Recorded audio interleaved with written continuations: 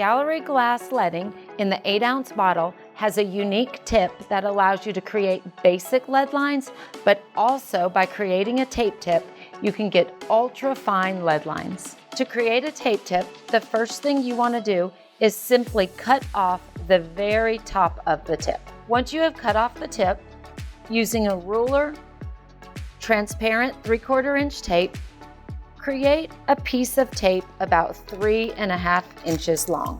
Place that on your bottle at a very slight angle. Press that down, the small side first, and then rotating the bottle and pressing down on the tape, create that very fine tip.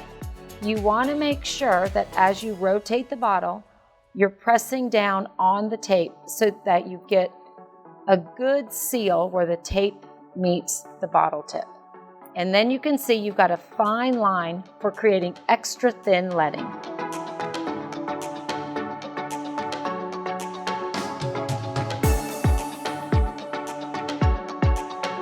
So using the tape tip creates extra fine leading lines, but if you ever want to go back to a standard lead size, just simply clip the end of your tape tip, creating a little bigger hole, and then you can go right back to standard size lead lines.